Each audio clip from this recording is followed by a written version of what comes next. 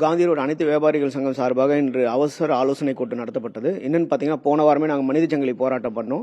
இந்த காந்தி ரோட சீரமைக்கணும்னு சொல்லி ரொம்ப கோரிக்கை கொடுத்துருந்தோம்.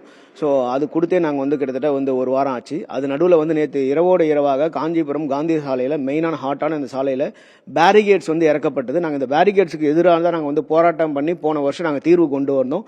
பிளாஸ்டிக் பைப்ஸ் வைக்கணும் அப்படின்னு சொல்லிட்டுன்னு பிளாஸ்டிக் பைப்ஸ் வச்சாங்க. நேற்று இரவு யாருக்குமே தெரியாம திடீர்னு ஒரு பேரிகேட் இறங்குது. அது ஒரு தனிப்பட்ட ஒரு விளம்பர பலகையாக தான் நாங்கள் பார்க்குறோம். அதில் பார்த்தீங்கன்னா அவேர்னஸ்ன்றதே கிடையாது. எந்த ஒரு பப்ளிக் அவேர்னஸோ ட்ரங்க் அண்ட் டிரைவோ இல்லை இல்லை யாரும் கிராஸ் பண்ணக்கூடாது அந்த மாதிரி விளம்பரம்லாம் எதுவுமே கிடையாது.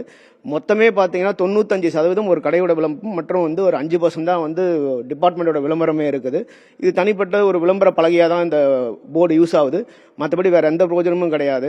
இதை இருக்கக்கூடாதுன்றதை நாங்கள் இந்த சங்கமே செயல்பட்டு சண்டவும் போட்டு நாங்கள் நிறைய பிரச்சனைகளை பார்த்தோம். இங்கே இருக்கிற மாவட்ட நிர்வாகத்தை பார்த்தோம், அதுக்கப்புறம் எம்எல்ஏவை பார்த்தோம். எல்லாருமே பார்த்து இதுக்கு ஒரு சொல்யூஷனை கொண்டு வந்தோம். திருப்பி இது பழைய மாதிரி ஃபார்ம் ஆகுது.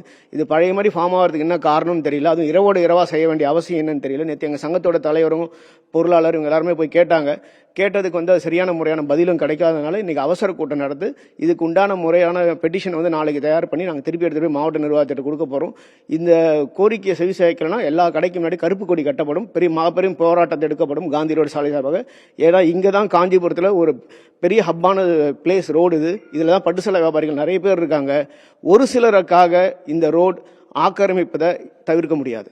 ஸோ அதை நாங்கள் யாரும் ஒத்துக்க முடியாது. முதல்ல அனைவரும் எல்லாருமே வியாபாரம் செய்யணும், எல்லாருமே பரவலாக செய்யணுன்றது தான் குறிக்கோள். இந்த பேரிகேட் சிஸ்டமும் ஒழிக்கணும். ரெண்டாவது ஒன் வேவா டூ வேவான்றதே தெரியல.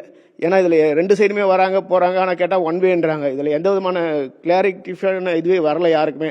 பப்ளிக் பாருங்க, ஒரு 2 மாதம் குழந்தை கூட அடிபட்டு ரொம்ப சீரியஸான கண்டிஷனுக்கு போயிருக்கு, ஒருத்தர் இறந்து கூட இருக்கிறாரு. இவ்வளோ பிரச்சனைகள் இருக்கு.